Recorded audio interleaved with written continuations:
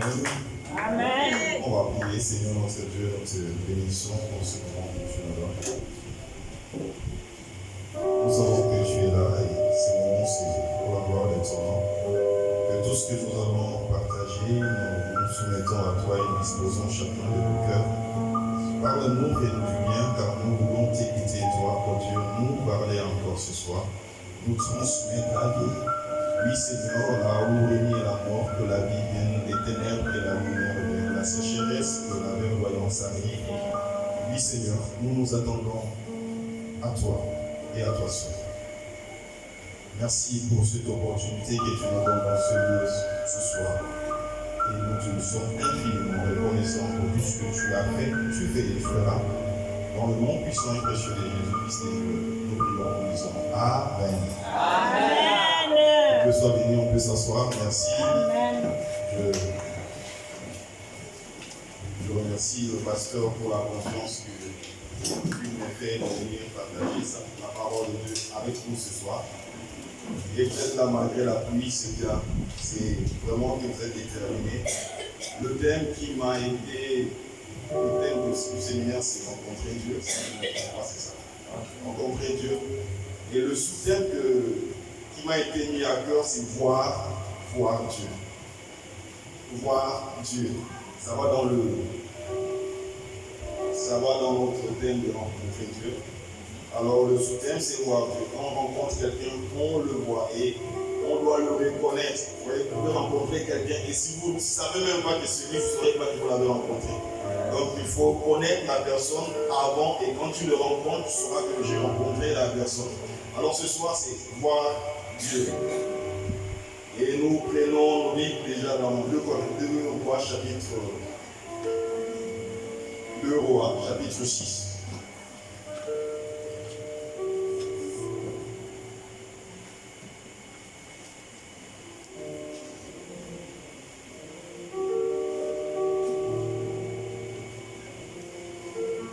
Versets 15 et 16.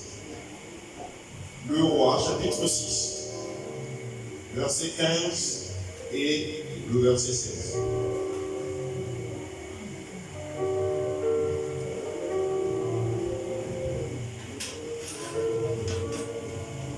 L'assistant de l'homme de Dieu se leva de bonne heure et sortit. Et voici qu'une troupe entourait la ville avec des chevaux et des chars. Le jeune serviteur dit à l'homme de Dieu, « Ah mon Seigneur, comment ferons-nous » Il répondit, « N'aie pas peur, car ceux qui sont avec nous sont plus nombreux que ceux qui sont avec eux. » Pour la petite histoire, c'est le prophète Élisée avec son jeune serviteur. Alors, l'armée syrienne est venue les entourer parce qu'il fallait arrêter Élisée. Sa vie était menacée. C'était menacé par le roi syrien. Il a envoyé une armée venir chercher le prophète Élisée. Et l'armée les environnait là où ils étaient. Alors le serviteur va se rendre compte que vraiment ils sont entourés par une armée puissante. Qu'ils sont en mal. Parce que là, c'est sûr qu'ils vont les capturer et ils vont mourir. Et de là, le prophète Élisée va dire, n'aie pas peur, ceux qui sont avec nous sont plus nombreux que ceux qui sont avec eux. Et ensuite, il va prier, il va dire à Dieu, Seigneur, ouvre-lui les yeux qu'il voie, comme moi je vois. Et le prophète, après cette prière, Dieu va ouvrir les yeux du serviteur, et du coup, le serviteur va voir, waouh, autour d'eux, il y avait une armée céleste qui les environnait et qui était là pour les défendre. Voyez-vous, cette armée céleste ne venait pas d'apparaître. Cette armée était là déjà. Le problème, c'est que le serviteur ne voyait pas. La présence divine était là, mais lui, il ne voyait pas. Et du coup, qu'est-ce qu'il voyait? Il voyait ce que ses yeux lui montraient. Est-ce que ses yeux lui montraient créer la peur? Est-ce que ses yeux lui montraient créer le doute? Est-ce que ses yeux lui montraient créer le tremblement? Il se disait, nous sommes morts, ma vie est finie. Et c'est le cas dans lequel beaucoup de chrétiens se trouvent. Ils sont dans la peur, on est dans le doute, on est dans la crainte, on est dans l'incertitude pour notre avenir. On ne sait pas si vraiment notre vie va marcher. On ne sait pas vraiment si notre mariage va trouver la stabilité. On ne sait pas vraiment si nos projets vont aboutir. On ne sait pas, on ne voit pas. Tout ce qu'on voit, c'est ce que nos yeux nous montrent. C'est la même situation que ces serviteurs se trouvaient. Alors, ils ne voyaient qu'à partir de ses yeux physiques. Or, Dieu, on ne le voit pas avec les yeux physiques. Dieu, on ne le voit pas avec nos yeux naturels. Tu veux voir Dieu, ce n'est pas avec ces yeux-là. Alors, nous allons voir ce que l'apôtre Paul a dit à l'église d'Éphèse. Vous savez, l'église d'Éphèse faisait partie des meilleures églises de l'apôtre Paul. C'est une église à laquelle il n'a pas vraiment fait de reproches. C'était une bonne église. Mais dans Éphésiens chapitre 1, nous allons voir ensemble, l'apôtre Paul va faire la même prière que Élisée a fait pour son serviteur. On va regarder. Éphésiens chapitre 1.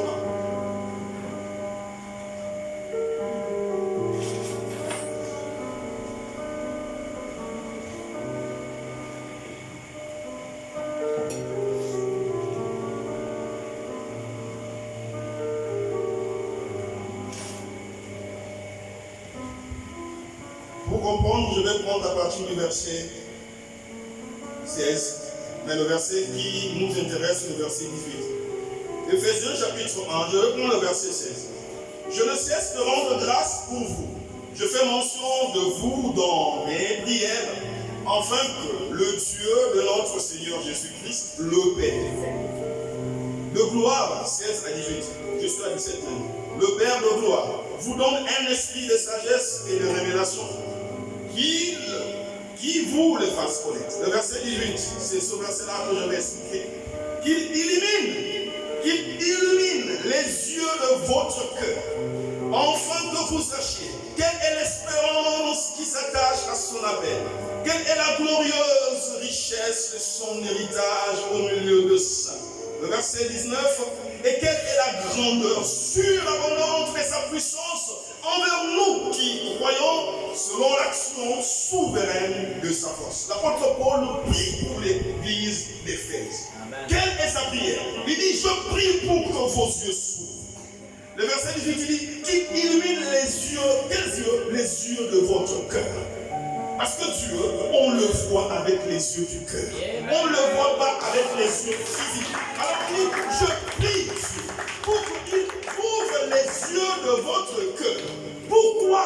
On peut poser la question, pourquoi ouvrir les yeux de notre cœur? Il répond, il dit, vous allez voir trois choses. Si les yeux de votre cœur sont ouverts, vous allez voir l'espérance qui est rattachée à la vie chrétienne. Première chose. Deuxième chose, vous allez voir la richesse qui est rattachée à la vie chrétienne. Et troisième chose, vous allez voir la grandeur et la puissance de Dieu qui accompagne tous ceux qui croient. Amen.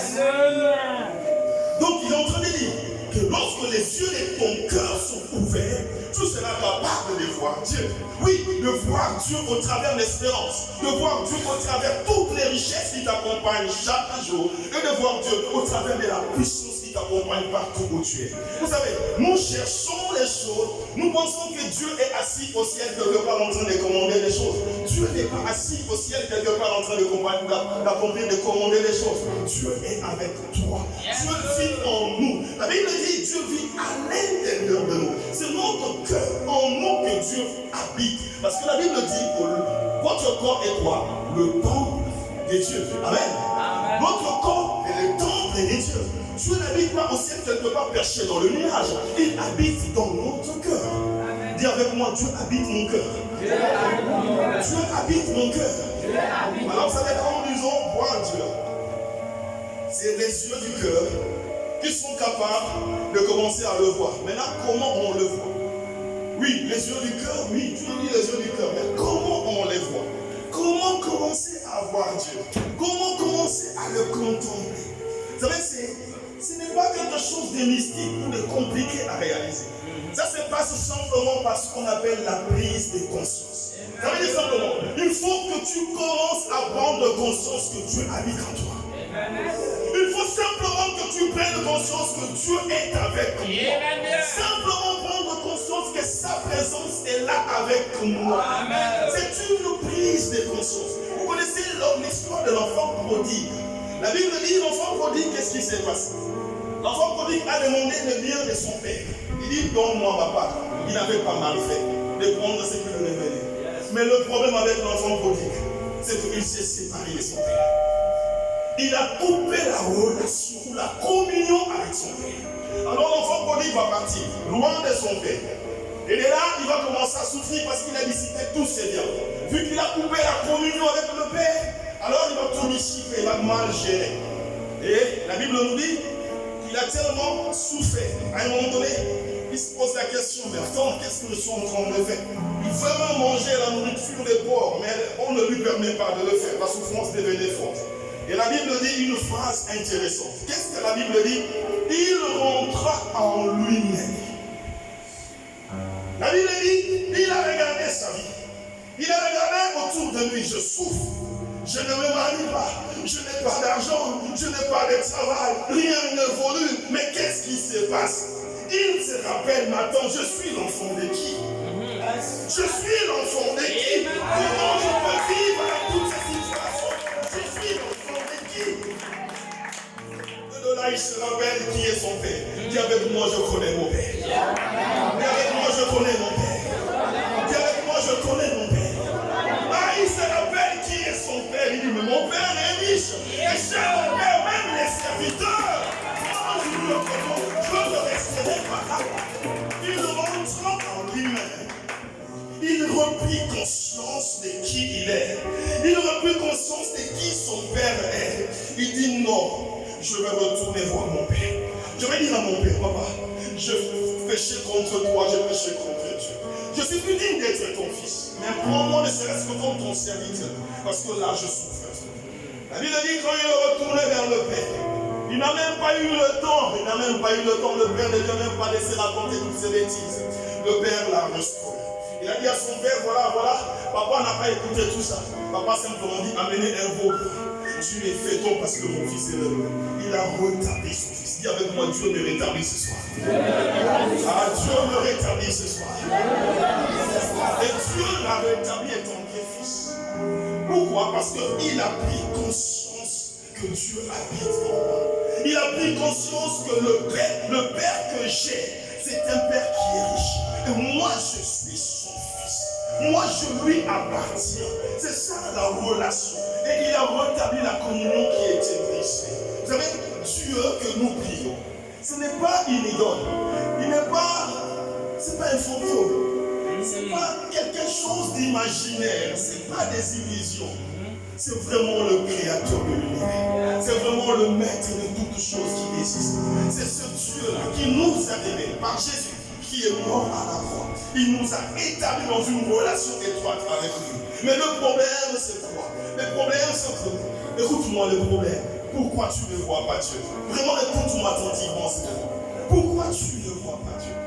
Tu ne vois pas Dieu parce que tu es beaucoup conscient de tes réalités.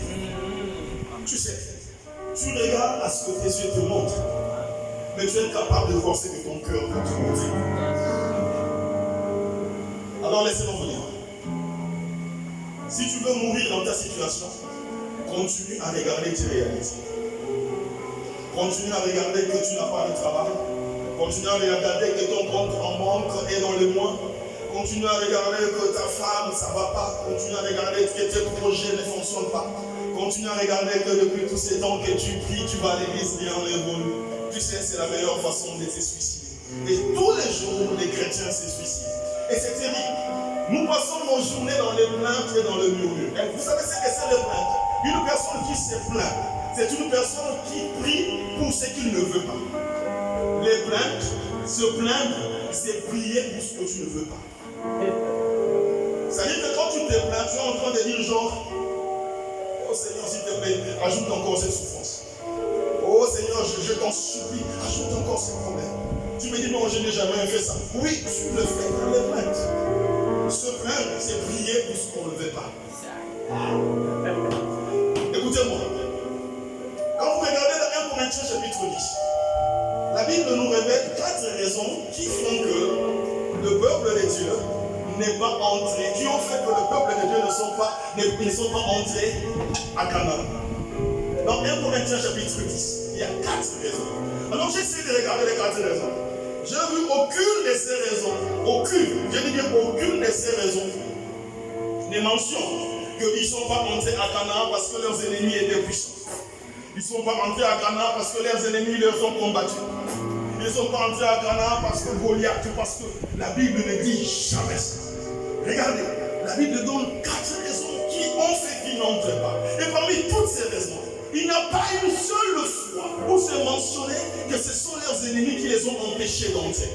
Jamais. Alors je vais te dire une chose. Il n'y a aucun sorcier qui peut t'empêcher d'entrer dans ta liste. Alors je vous en prie, vous qui parlez tout le temps, oh non, ma vie n'évolue pas à cause de ma grand-mère, ma vie n'évolue pas à cause de mon père, ma vie n'évolue pas parce que mon patron ne m'aime pas, ma vie n'évolue pas, le travail là, ceci. Tout ce que tu racontes, c'est du mensonge. Oh, je te dis, c'est du mensonge. Tu mens. La seule personne qui peut t'empêcher d'entrer dans ta destinée, c'est toi-même. Yes. Alors j'explique. Le peuple d'Israël, vous qui lisez la Bible, si il y a des gens qui lisent la Bible, quand même, je suis sûr. Vous savez, quand vous regardez dans la Bible, pendant leur parcours pour entrer à Canaan, à chaque fois que le peuple d'Israël était en bonne relation avec Dieu, je dis bien, à chaque fois qu'ils étaient en bonne communion avec Dieu, ils remportaient toujours le combat. Mais regardez, chaque fois qu'ils ont eu la défaite, regardez dans la Bible, à chaque fois que ce peuple a eu la défaite dans le combat, la cause était qu'ils ont eu un problème dans leur communion avec Dieu. C'est chaque fois que ils avaient un problème avec Dieu, ils perdaient le combat. Et à chaque fois qu'ils avaient la relation avec Dieu, peu importe l'ennemi en face d'eux, ils étaient vainqueurs. Vrai ou faux? Vrai ou faux? Pourquoi ça va changer maintenant? À chaque fois que tu perds un combat, ce n'est pas le problème que le sorcier a été costaud, le sorcier a été trop fort, ou vraiment c'est un pygmée. J'ai dit même si c'est un pygmée, tu as un plus puissant que lui, tu as un plus puissant que lui, tu as un plus grand que lui. Mais le seul problème, c'est toi. Le problème, c'est toi. C'est ça la cause. Alors qu'est-ce que j'étais en train d'expliquer? Alors vous voyez, toute la journée, nous pensons négatif. Tu as des pensées négatives. Toute la journée, tu as des pensées négatives. Ça ne s'arrête pas aux pensées, tu as des paroles négatives. Toute la journée, tu penses mal. Tu penses comment ça ne marche pas. Tu penses depuis combien de temps que tu pries, ça ne marche pas. Ça t'enlève même la force et l'envie de prier. Mais comme le soir, c'est toi qui vas diriger la louange, tu viens quand même. Et quand tu es ici, subitement tu deviens très spirituel. Mais durant toute la journée, tu es dans les plaintes, dans le murmure, dans les inquiétudes. Mais ici, subitement, tu deviens très spirituel. Dis à ton voisin, ça ne marche pas comme ça. Dis-lui, ça ne marche pas comme ça. Bien aimé. C'est la cause des échecs dans ta vie. C'est la cause des échecs dans ta vie. Et je suis très sûr, c'est le gros problème de l'Église. Ce n'est pas seulement ici, c'est le gros problème du corps de Christ. Nous vivons la journée comme des démons, et le soir nous venons chasser les démons avec qui nous avons vécu toute la journée.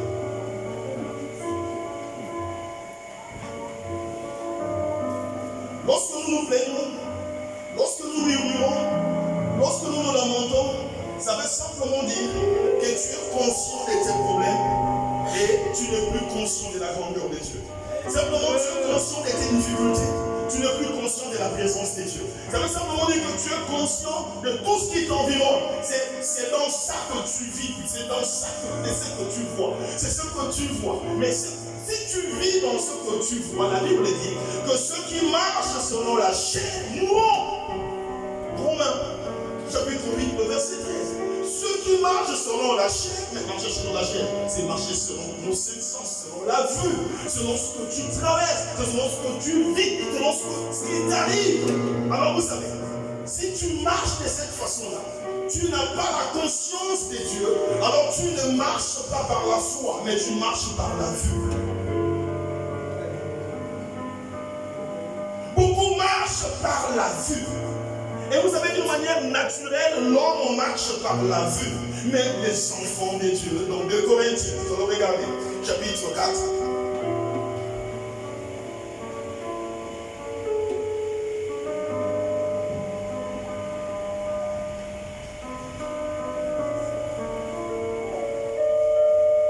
Dans 2 Corinthiens, chapitre 4. Le verset 16, le verset 18. 2 Corinthiens 4, 16 à 18. Et je prendrai 2 Corinthiens 5, le verset 7. C'est pourquoi nous ne perdons pas courage. Et même lorsque notre homme extérieur se détruit,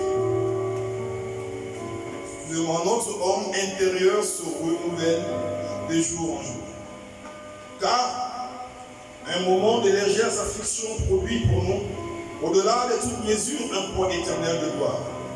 Aussi, nous regardons non point aux choses visibles, mais à celles qui sont invisibles, car les choses visibles sont momentanées et les invisibles sont éternelles.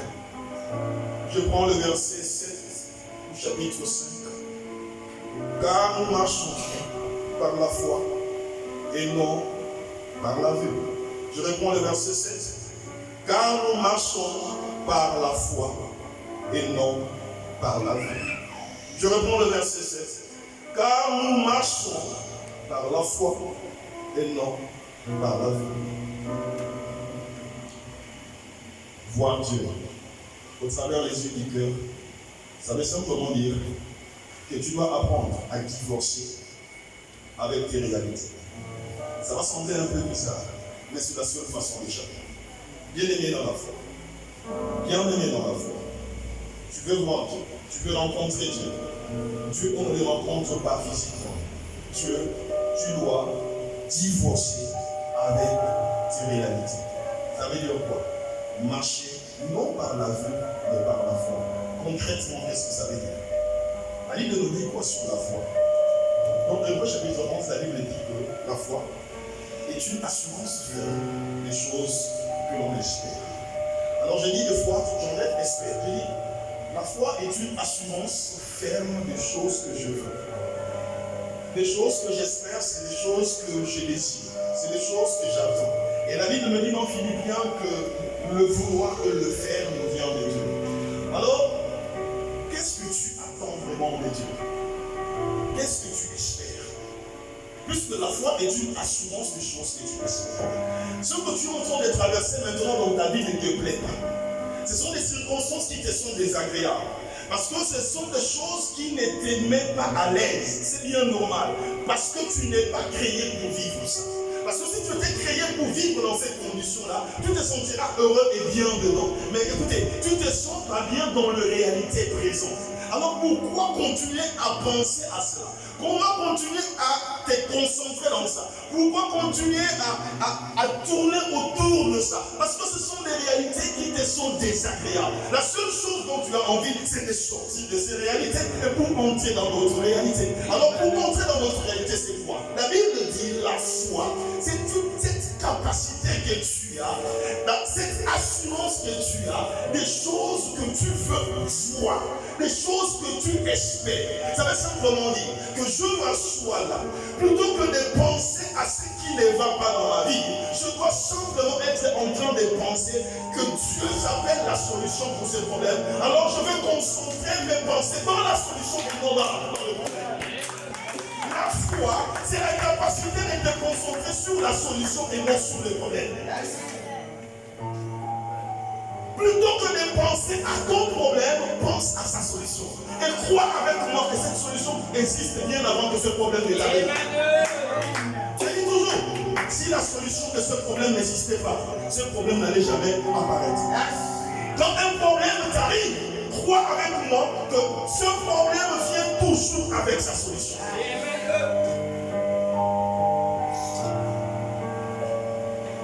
Tout problème par lequel tu es en train de passer, tout problème dans lequel tu te trouves, a sa solution. Et elle a sa solution. Sa solution existe, elle n'est pas loin de toi. Sa solution est en toi. Il faut simplement que tu croies à son existence. C'est ce qu'on appelle la foi. La foi, c'est croire à la solution de n'importe quel problème dans lequel je me trouve. Et commencer chaque matin. Quand le problème veut passer à ma tête, moi je commence à regarder cette solution. Je vais dire une chose. Seigneur, je ne sais pas comment la solution va arriver, mais je sais que la solution arrive.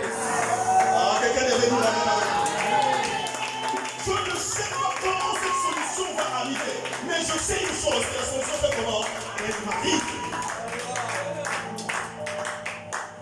Rencontrer Dieu, c'est rencontrer la solution à tout problème.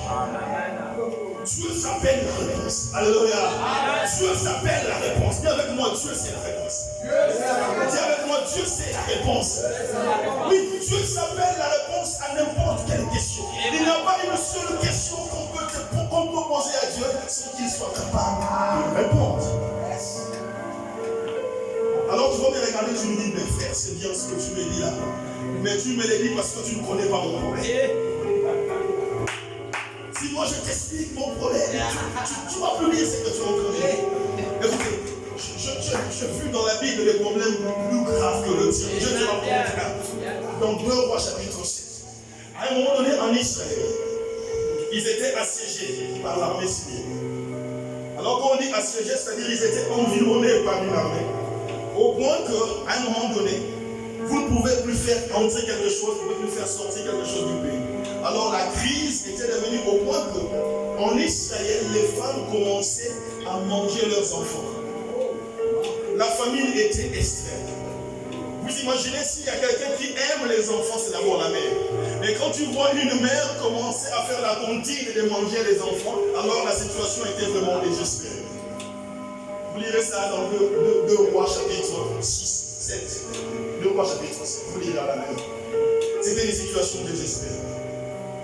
Un jour, le roi se baladait et c'est une femme qui l'interpelle. Oh, mon roi, viens à mon secours. Le roi lui demande, mais qu'est-ce qu'il y a? Qu'y a-t-il? Il dit non. Avec cette femme, nous sommes convenus qu'on devait manger nos enfants. On a préparé le mien, on a mangé. Arrivé à son tour pour manger son enfant, elle cache l'enfant, elle ne veut plus qu'on le mange. Le roi a déchiré son manteau, c'était le signe de la consternation. Ça voulait dire que le roi est vraiment dépassé. Il a déchiré son manteau, il a dit il va tuer les prophètes Élisée. Je me suis toujours posé la question, qu'est-ce que la famille a à voir avec le fameux prophète? Il dit il va tuer les prophètes Élisée.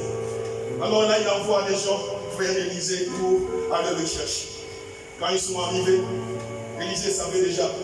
Et Élisée va leur dire demain, à cette heure, il y aura à manger à Israël, au point qu'il y en aura tellement en abondance. Regardez, aujourd'hui les gens se mangent, on mange nos enfants, et un type qui n'a pas fait les études de l'économie, qui ne connaît rien de tout ça, il nous raconte que demain, on aura à manger, que tout le monde, il en aura tellement. Au point que le garde du corps du roi qui était là, il dit même si Dieu ouvrait les fenêtres au ciel, quelque chose de pareil ne va jamais se réaliser. Le prophète lui dit, tu verras ça avec tes yeux, mais tu ne mangeras pas. Pourquoi je vous raconte cette histoire? Je vous l'ai dit pour vous dire une chose. Ne cherche pas à savoir comment Dieu va résoudre ton problème. Amen. Dites amen avec moi. Ne cherche pas à savoir comment Dieu va résoudre ton problème. Ton travail, c'est de croire qu'il a déjà résolu. Est-ce que tu savais que si chaque jour, le matin jusqu'au soir, tu t'es discipliné à garder tes pensées dans la solution plutôt que dans les problèmes, à garder tes pensées dans la solution plutôt que dans les problèmes, à garder tes paroles dans les solutions plutôt que les problèmes, ça ne tardera pas que tu verras la gloire de Dieu. Yes. Des fois, nous pensons que c'est parce que je n'ai pas jeûné jusqu'à, c'est parce que je me suis montré en retraite jusqu'à. Moi, je pose une question. Je suis parent, je suis père, j'aime mes enfants. Je n'ai pas besoin que mes enfants fassent tant de sacrifices pour que je leur donne des choses. Je leur donne des choses parce que je les aime. Parce que je les aime. Et je dis toujours, si tu veux pour te donner quelque chose, il faut que tu fasses des jeûnes, des retraites assez. Si pour que Dieu te donne un simple mariage, il faut que tu jeûnes, tu deviens fidèle. En ce cas-là,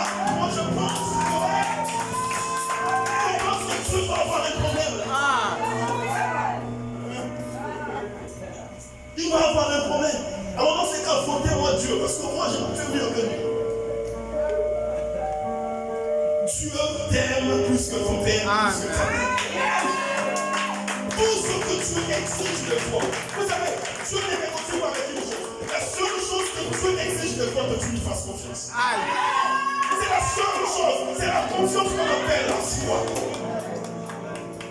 Cette confiance, c'est de croire que ma solution existe avec moi. Chaque jour, quand je me lève le matin, je me lève avec ma solution. Quand je marche avec ma solution. Si tu as un problème de santé, ne crois plus à la maladie, crois à la guérison. Si je suis guéri, je suis guéri. Quand quelqu'un te demande comment tu vas, si je veux de mieux en mieux. Alléluia. Même lorsque tu te sens encore très malade, si je vais de mieux en mieux. Alléluia. Parce que tu as avec toi la solution divine. Tu as la solution divine. Si tu es pour nous, qui peut être contre nous? Qui peut être contre nous? 10 000 tomberont à ton côté. 1000, mais toi tu ne seras jamais Satan. C'est la parole de Dieu. Ils te feront la guerre, mais ils ne te feront pas. La parole de Dieu, il faut la croire. Il faut croire à la vérité. Il ne faut pas croire au mensonge. C'est lorsque tu crois Dieu, tu crois Dieu. Mais quand tu ne crois pas Dieu, même si tu fais comment, même si tu cries comment, Dieu sait que tu ne crois pas vraiment. Alors nous parlons de voir Dieu. Oh Église de Dieu, tu veux voir Dieu. C'est pas aussi compliqué que ça. Mais je sais qu'au début, ça sera difficile. Parce que tu es déjà habitué avec un rythme de vie où tu penses souvent négatif. Alors aujourd'hui, tu vas commencer à chercher à penser positif. Ça sera un combat pour toi. Il y aura une lutte. Parce que tu vas te surprendre déjà en train de penser mal. Tu vas te surprendre déjà en train de confesser les négatifs. Mais il faut apprendre à renverser cela. Bien aimé, c'est la seule façon pour rencontrer Dieu. Il faut que tu apprennes à renverser cela. Quand la pensée négative vient, tu renverses cela par la vérité. Quand la pensée négative vient, tu renverses cela. Discipline-toi. La Bible dit que nous devons être disciplinés. L'apôtre Paul dit, je me discipline, je traite mon corps durement. Vous voyez, il dit c'est discipline. En fait, il faut que tu te disciplines pour garder tes pensées en Jésus. Écoutez la parole de Dieu dans Jean. Jésus dit, si vous demeurez en moi et que les paroles demeurent en vous, demandez ce que vous voulez. Et cela vous sera accordé. Mais vous savez, quand Jésus dit demeurer, il ne parle pas de notre corps. Ce n'est pas notre corps qui demeure en lui. Ton corps demeure là où tu habites. Mais lorsque Jésus te dit de demeurer en lui, ça veut dire quoi? C'est ton mental, c'est sous tes pensées qui doivent demeurer dans la vérité. Ce n'est pas ton corps qui doit demeurer en Jésus, mais tu vas faire demeurer tes pensées en Jésus. C'est-à-dire, tu gardes tes pensées positives dans la foi en sa parole. C'est là où tu gardes tes pensées, c'est là où elles doivent demeurer. Tu ne dois pas permettre tes pensées de sortir de là pour commencer à penser comme si les problèmes ne vont jamais être résolus. Non, non, tu ramènes constamment tes pensées. Et Jésus dit, si tes pensées, fais l'expérience. Quand tu penses positivement, quand tu as la foi, quand tu penses, la foi c'est une manière de posséder quelque chose que tu n'as pas encore. Mais c'est-à-dire que tu as la certitude que c'est déjà fait. Quand tu as ça dans ta tête, dans ton cœur, comment tu te sens? Tu te sens bien, tu te sens enfant, tu te sens encouragé, tu sens que ça va aller. Pourquoi? Parce que dans toi, il y a cette foi et qui crée cette espérance. Mais imagine, regardez vous-même, quand tu penses négativement, tu penses que ta vie est foutue, tu penses que depuis que tu pars à l'église, la rien n'est voleux. Quand tu penses comme ça, qu'est-ce qui s'est passé? C'est comme si on t'a tiré de l'énergie. Tu te sens épuisé, fatigué. Tu n'as même plus envie de prier. Tu n'as même plus envie de lire la Bible. Si tu viens à l'église, ce sera vraiment par formalité. Mais en temps réel, tu n'as même pas envie de venir. Pourquoi? Parce que tes pensées ne demeurent pas. Tes pensées ne demeurent pas en vie. Tes pensées demeurent ailleurs. Tu demeures dans la vue. L'apôtre Paul dit, dans le livre que nous venons de lire, nous ne marchons pas par la vue, mais nous marchons par la foi. Alors la foi, c'est cette capacité de créer d'autres réalités que la réalité dans laquelle tu vis.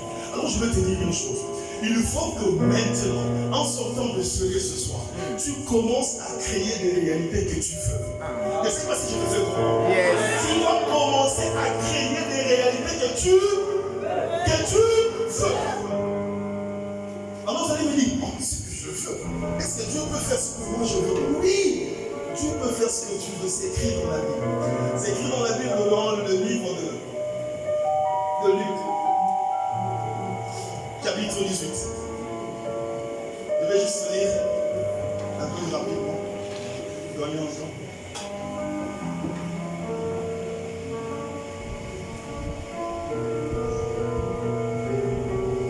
Dans Luc chapitre 18, à partir du verset 35. Luc 18 à partir du verset 35.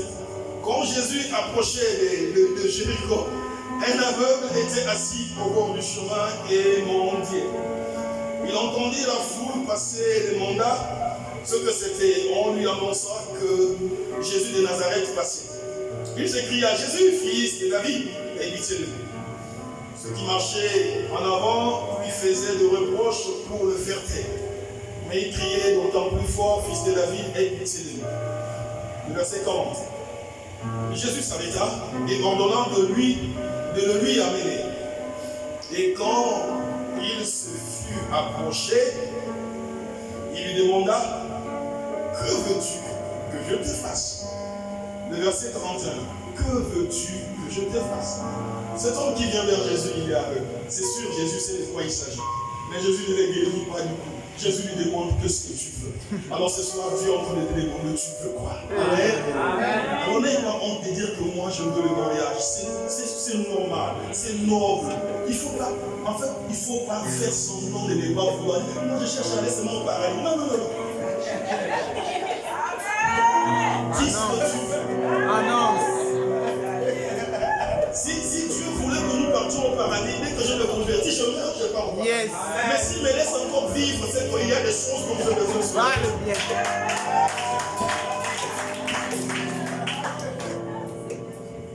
Alors il demande, qu'est-ce que tu veux? Dieu te demande ce soir, qu'est-ce que tu veux? Tu veux le travail? Dis, je veux travailler. Yes. Je veux l'argent? Tu dis, je veux de l'argent. L'argent n'est pas une mauvaise chose. Qu'est-ce que tu veux? Alors commence à croire que Dieu t'a donné ce que tu veux. Commence à penser comme quelqu'un qui a ce qu'il veut. Voilà pourquoi dans le passage de Paul dit, la foi est une assurance ferme des choses qu'on espère. Moi je dis, c'est la foi est une assurance ferme des choses que je veux. Et il continue, une démonstration de celles qu'on ne voit pas encore. Alors écoutez, c'est très important cette partie. Une démonstration de celles qu'on ne voit pas encore. Ça veut simplement dire que la personne vit comme si elle avait déjà la chose. Alléluia. Alléluia. La personne vit comme si elle avait déjà la chose. Je me dis plus que je me marierai, je considère comme si j'étais déjà marié. Je le crois et ça m'arrive. Alléluia. Je ne pense pas que je travaillerai, je considère que je travaille déjà. Alors je commence à voir le langage de quelqu'un qui travaille. Yes. Je ne considère plus que je suis fauché, je considère que j'ai déjà mes larmes. Amen. Je parle comme les gens qui ont Yes. C'est ça la foi. La foi, on demande quelque chose que l'on n'a pas. On vit comme si on l'avait. On parle comme si on l'avait. On pense comme si on l'avait. Écoutez, si tu es encore en train de penser à tes problèmes, c'est que tu n'as pas la foi. Puisque la foi, c'est la démonstration de choses qu'on ne voit pas encore. Je dois penser comme quelqu'un. Pense comme un riche. Pense comme quelqu'un qui est béni. Pense comme quelqu'un qui est guéri.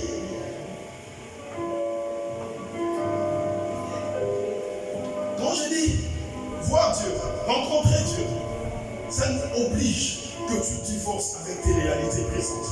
Tu dois divorcer avec ces réalités dans tes paroles. Tu dois divorcer avec ces réalités dans tes pensées. Tu dois divorcer avec ces réalités dans tes actes. Le divorce doit être total. N'accepte plus jamais ces réalités. Tu ne veux plus de ça. Elles doivent s'en aller. Alléluia. Amen. Tu ne veux plus de ça. Ça doit s'en aller. Vous savez, Une chose va rester dans ta vie tant que tu vas la tolérer. Amen. Amen. Si la pauvreté reste avec toi, c'est que quelque part tu tolères la pauvreté. Vous savez, il y a les chrétiens qui prennent la pauvreté comme la spiritualité. Plus il est pauvre, plus il est spirituel. Nous, c'est des choses d'en haut.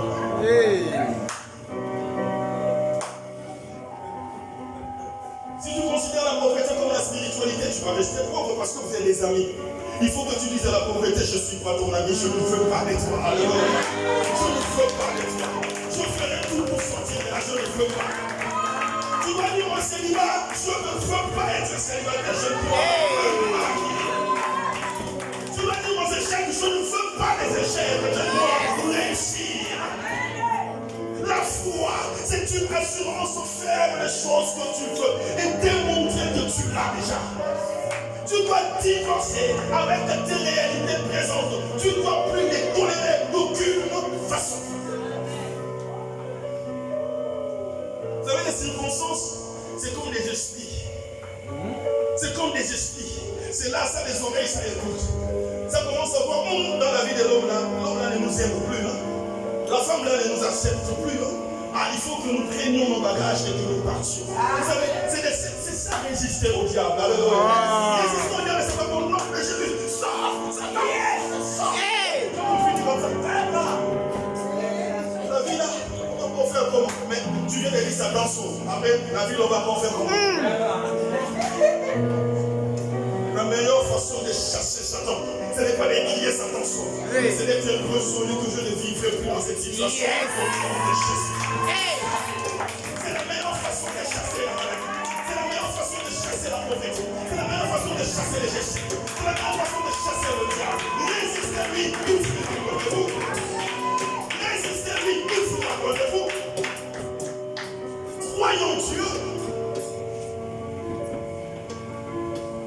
Est-ce que vous savez que si toute votre journée, vous passez vos journées de cette manière, si tu passes ta journée dans la foi, même le soir quand tu viens au culte, ça sera merveilleux. Tu seras heureux de venir à l'église. Tu seras heureux parce que tu sais que mon Dieu est avec toi.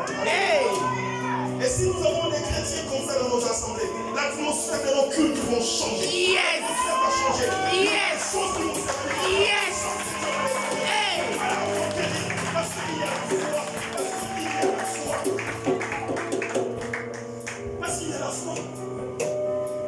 Mais je dis souvent là où je suis, j'ai souvent pitié des modérateurs. Parce que quand la modération commence, il y a des gens qui viennent avec tous leurs problèmes de la journée. Alors là, ils sont assis là, ils viennent regarder. Annonce.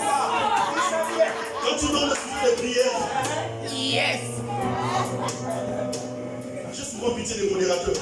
Parce qu'ils doivent vous faire des efforts.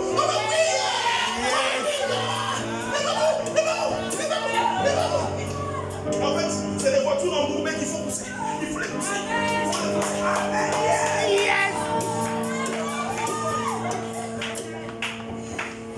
La Bible dit, une femme avait souffert pendant 12 années. La perte des seins. J'aime ce passage. La Bible dit ceci. Cette femme se disait en elle-même. Cette femme faisait pour elle se disait en elle-même. C'est que tu t'es dit en toi-même, contre nous. Alléluia. Tu t'es dit en toi-même que mon Dieu est puissant. Tu t'es dit en toi-même que mon Dieu est puissant.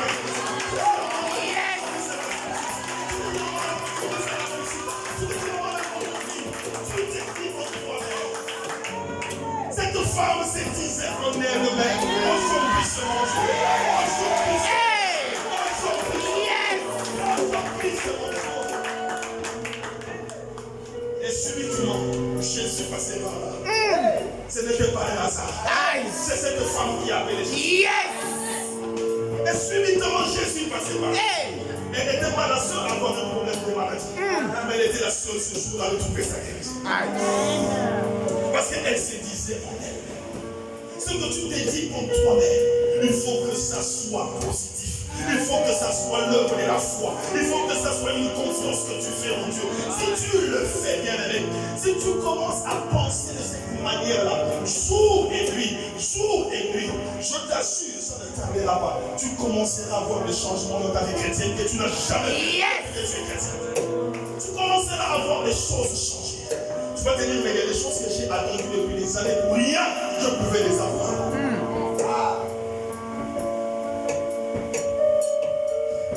je conseille toujours aux gens, je dis, vous savez,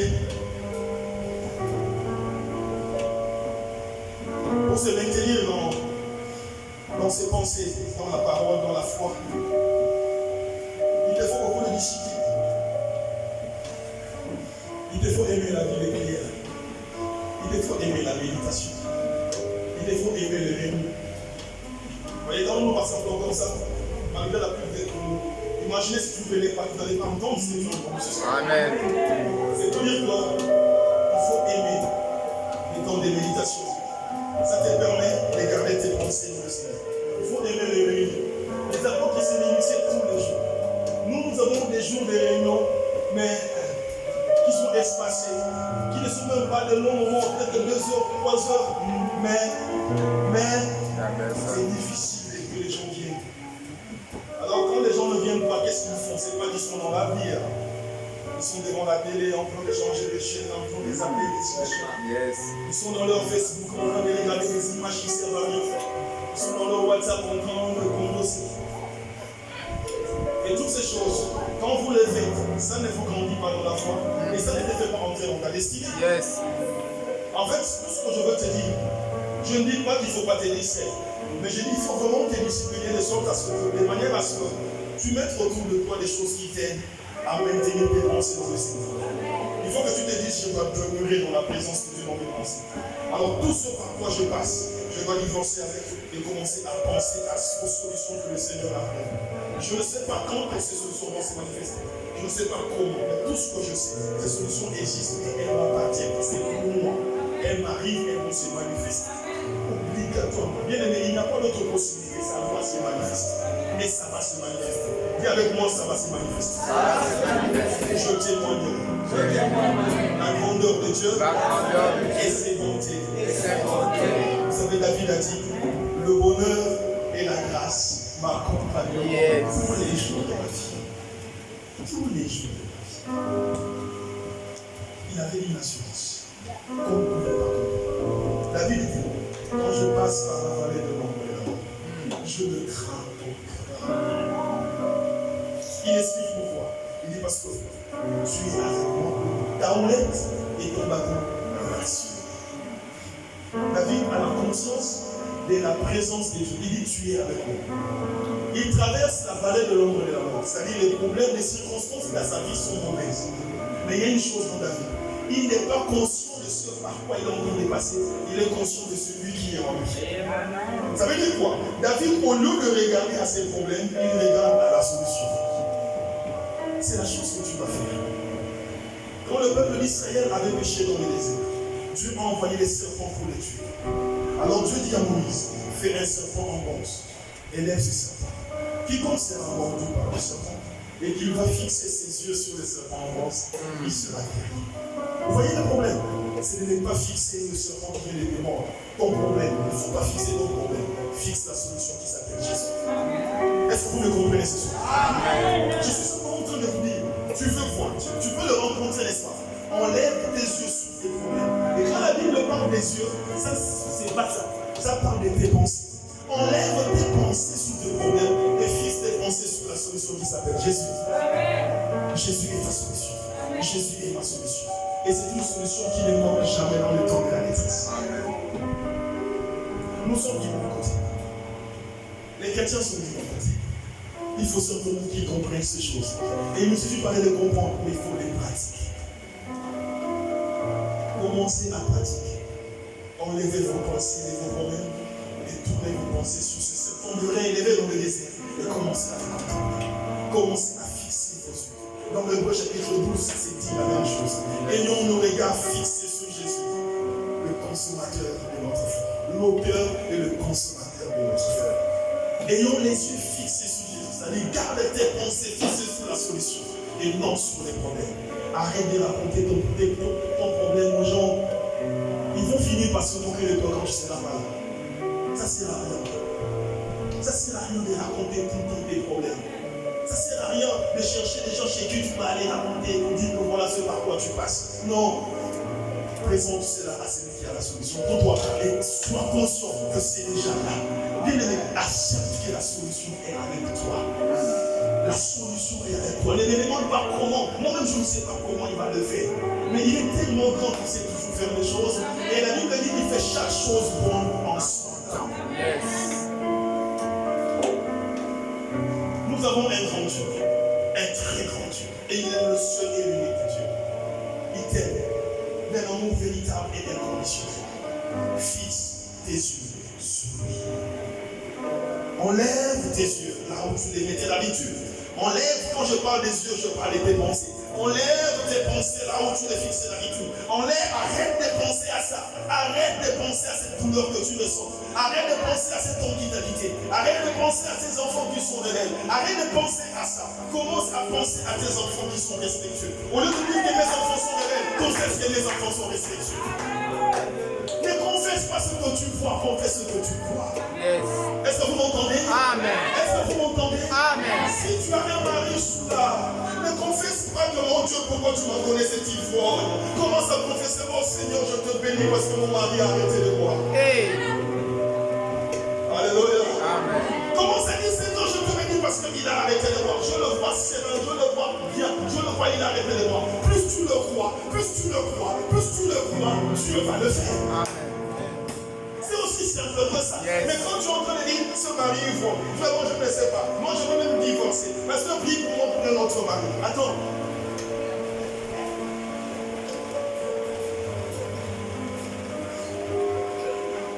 Te plaindre, c'est prier pour ce que tu ne veux pas. Arrête de te plaindre. Il y a ton voisin, arrête de te plaindre. Arrête le murmure. Arrête le murmure. Ça fait partie des raisons qui ont tué le peuple d'Israël dans le désert. Les murmures, les plaintes. Alors vous savez, je vais m'arrêter. Je suis en train de m'arrêter. Le danger quand tu marches par la vue. Quand un chrétien marche par la vue, c'est-à-dire qu'il est concentré sur ce qui lui arrive, il marche par la chair, alors le gros problème avec ça, c'est qu'il va vivre dans le péché. Il sera très exposé au péché. Il n'aura pas souvent la force de vaincre le péché. Il passera son temps tout le temps. Je suis encore tombé, papa prie pour moi. Je suis encore tombé, papa prie pour moi. Et tu passes ton temps à tomber et encore.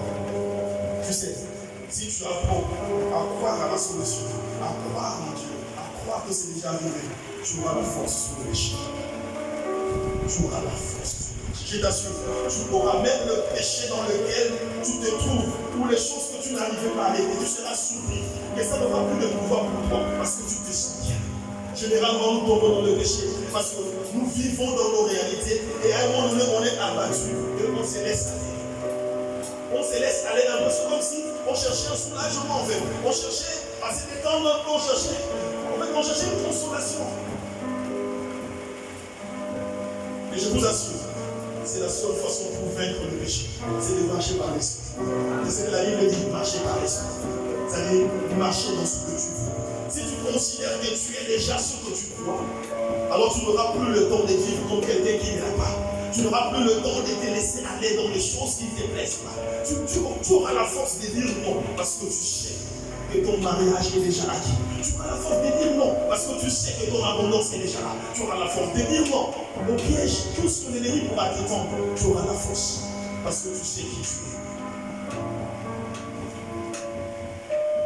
Tu peux voir Dieu. Alors tu regardes aussi.